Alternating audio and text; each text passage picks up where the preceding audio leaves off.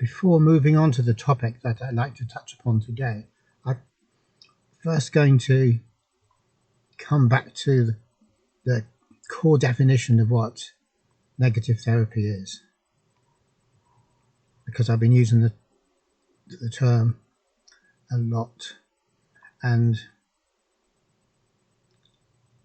it's quite possible that this term won't mean anything at all. But it is a meaningful term, and we can define it by saying that negative therapy is different from what we normally understand therapy as being, in that it's all about what we don't do rather than what we do. So we are able to be benefited precisely by what it is that we don't do, which also means, of course, that what we do on a regular or habitual basis is exactly the thing that stops us being benefited. Clearly this is a back to front way of looking at things from the way that we normally have, but there's no harm in that, really. And it's not that we want to, or that I want you to forget about the normal way of seeing things and flush it down the toilet as being completely useless, but rather that we can do this kind of a thing where we have two contradictory viewpoints at the same time in our heads, without trying to attack one on the basis of the other. Now, this is something of an art, of course. It's the art of thinking, if thinking can be called an art, which usually it isn't, but we'll say, for the purpose of the argument, that there is an art of thinking. And that art all has to do with holding contradictory viewpoints, different viewpoints, in one's mind at the same time, without rushing to prove one or disprove the other, which is total nonsense.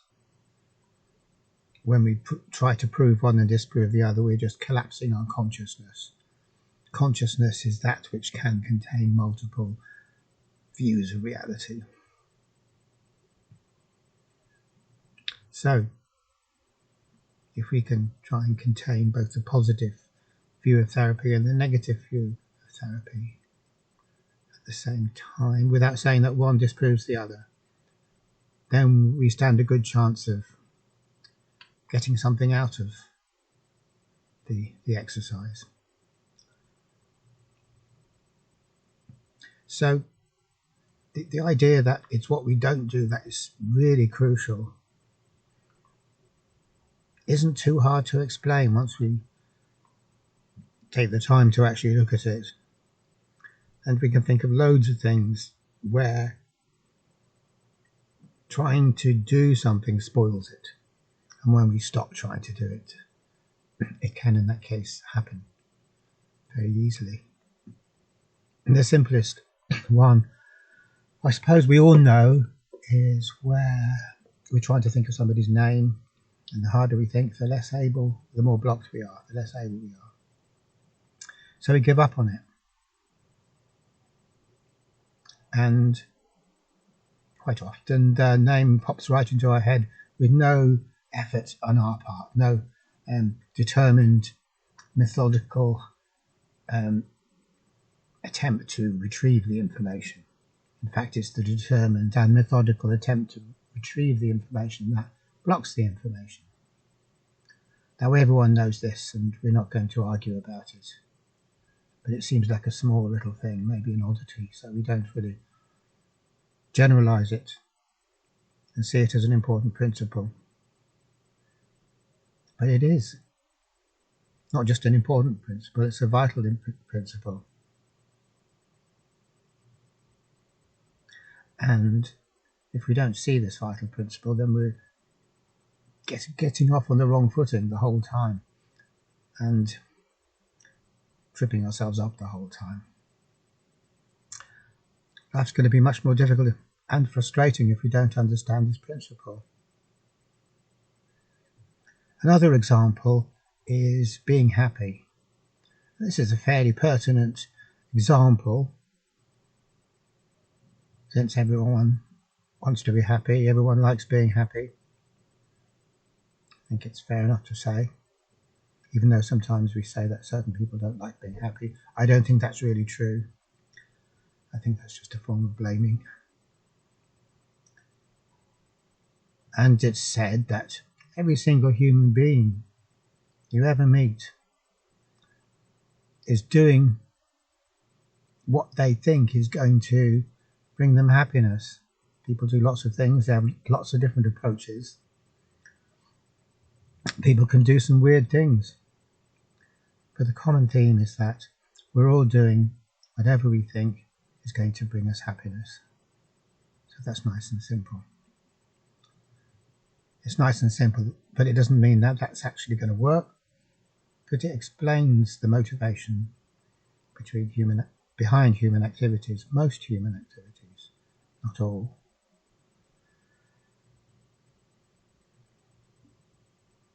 And so the negative principle applies here to say that the more we try to be happy, the harder we try to be happy, the less happy we're going to be, which is the principle which gives rise to neurosis. In neurosis, we make ourselves unhappy by trying to be happy.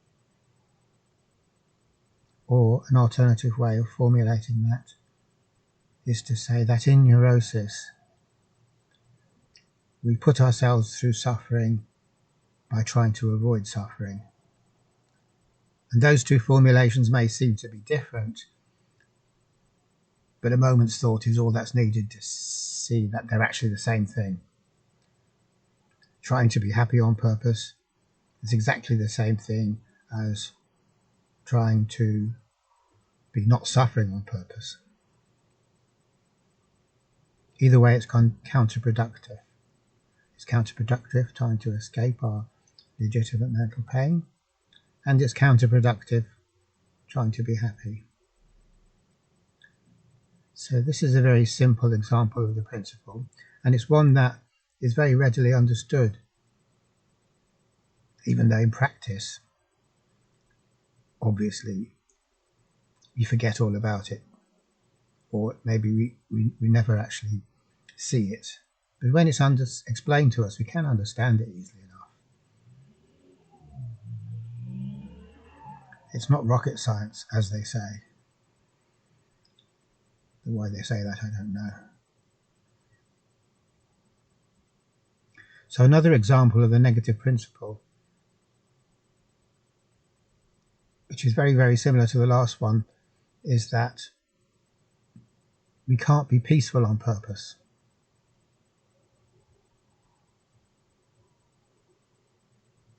Now, we might not necessarily equate peacefulness with happiness, though ultimately they are the same. And we may not value peacefulness because we want to get happy or feel good as a result of lots of activity and excitement, which is human nature. But if we suffer from having not enough peace or too much conflict for a long, long time, and we're starved of peace, then we start to realize that peace of mind is something that's very, very precious and worth a lot more than the things that we usually value. So that's a kind of thing that comes with age. When we're little, we don't necessarily go around looking for peace of mind, which is only right and natural. So the reason we can't get peace of mind on purpose is because this term on purpose is exactly what precludes peace of mind, because on purpose means I'm muscling in, agitating things and trying to get things to be different from the way that they actually are. So if I'm muscling in and creating waves, trying to fix things so that they are better than they are, that's not peace. That's a conflict situation. It's a conflict situation because I'm in conflict with the way things are. And that's a pretty basic example of conflict. So out of that basic example of conflict, obviously there's going to be no peace coming out of that. Well, I say obviously. It isn't always obvious. Sometimes we might think that if we fight hard enough and long enough and persistently enough, then we can win peace as a result of our struggling.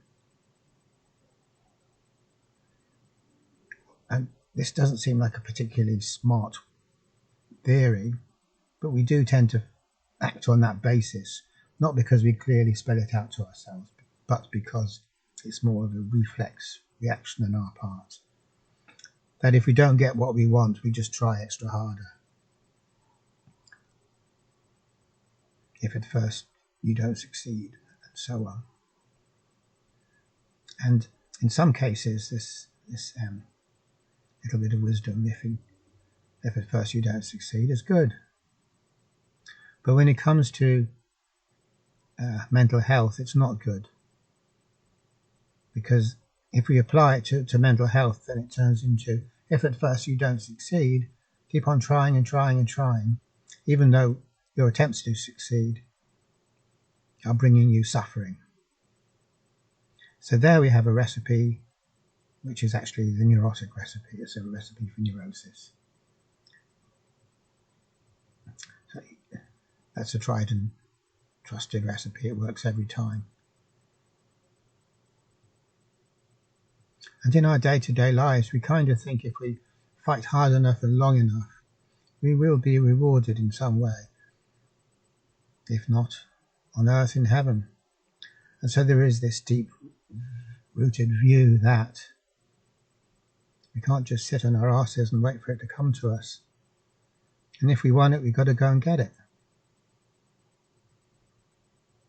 Which is true for some things. It's true for if you're sitting in the house with nothing to eat and you want something to eat, as you probably do after a while. It's no good sitting there waiting for your dinner to arrive on the plate. Because it's clearly true that isn't going to happen. So this positive way of looking at things is very, very true and very, very applicable and very, very appropriate in the case of getting some dinner on your plate, if there isn't any. But we mustn't confuse two totally different things, one of which is the external world of material objects and material situations, and the other of which is the inner world of thoughts and feelings, the inside of us, which isn't made up of objects. Because it turns out when we're talking about the inner world, the inside world that's inside of us, then the best thing to do is give up and not keep on trying and trying and trying. And then we discover if we do just give up, we discover a very interesting thing. And the interesting thing is that when we give up trying to be peaceful or happy, peacefulness or happiness will appear on our plate all by itself. So it's back to front. So that's the way things work in life. It's not the same across the board. What is good in one case is not good in another case.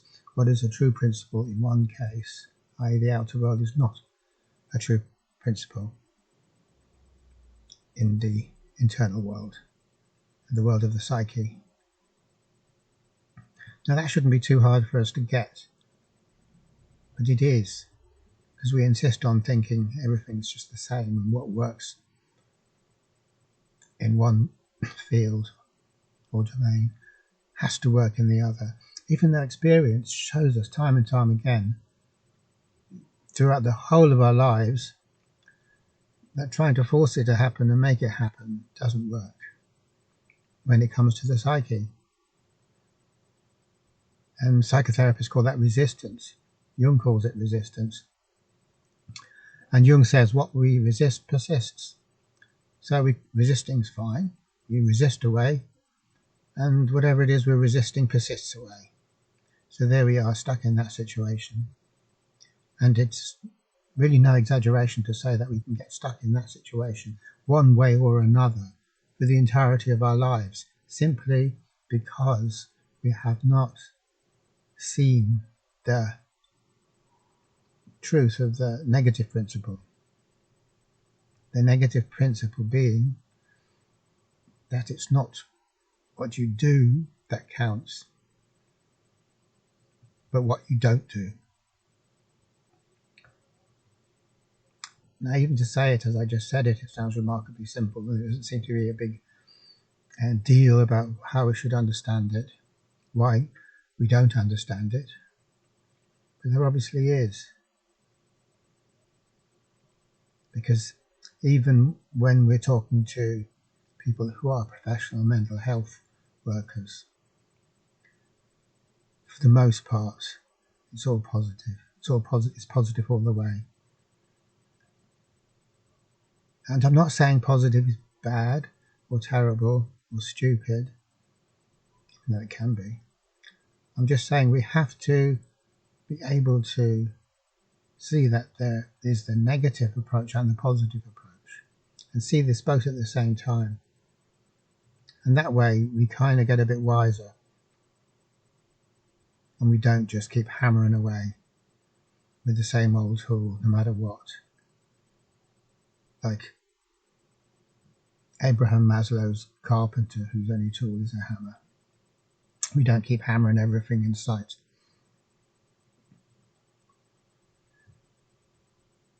So the last and the final example I'm going to give is the example of meditation.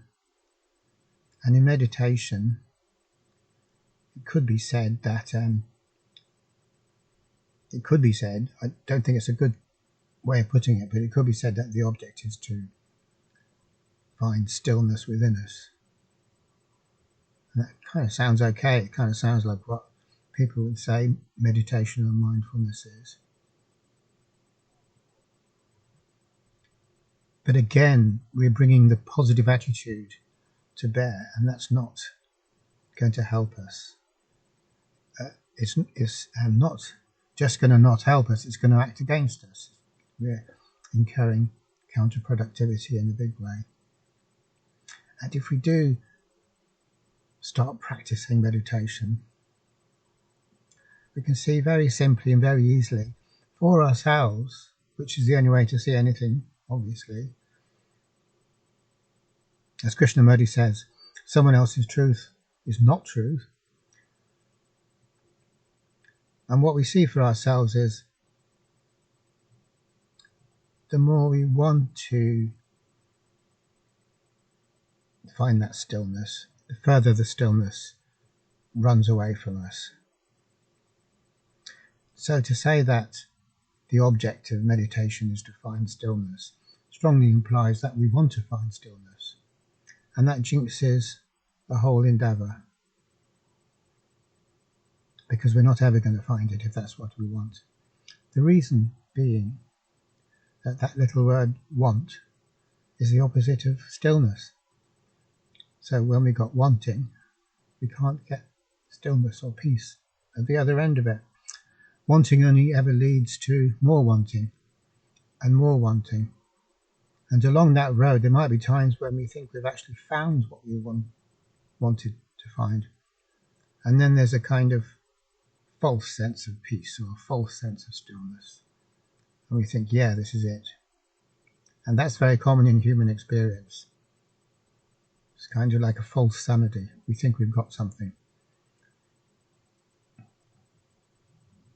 which is, of course, a big obstacle, because when we think we've got it, we're even further from the real thing.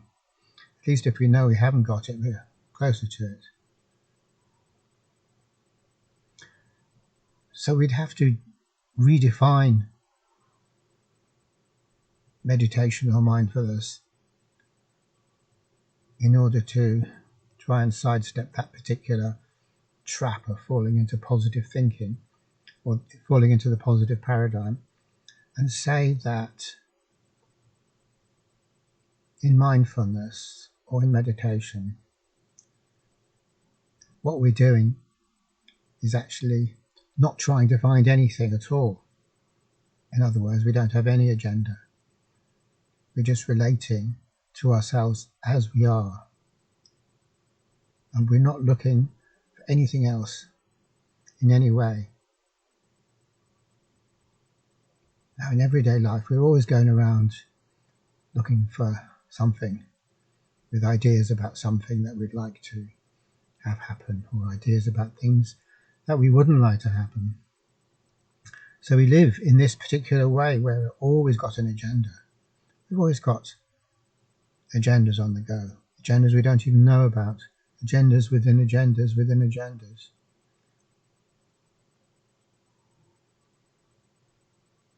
So the thing that we do that is counterproductive and that's messing us up is having an agenda about stuff, or projecting expectations on stuff, or having goals is another way of putting that. Having goals is the most positive thing there is. That's pure positive paradigm right there. So having goals is what blocks the whole thing, and what helps us is not to have a goal to have no goal, but what helps us is what we don't do. So we just don't do that. We don't have an agenda. We don't have any goals. We don't have any expectations. And that is precisely a helpful thing. Not to do anything special, but just to stop doing that kind of stuff that we always do. And I say just as if it's easy. Clearly it isn't easy, but the principle is very easy. Okay, thanks for watching.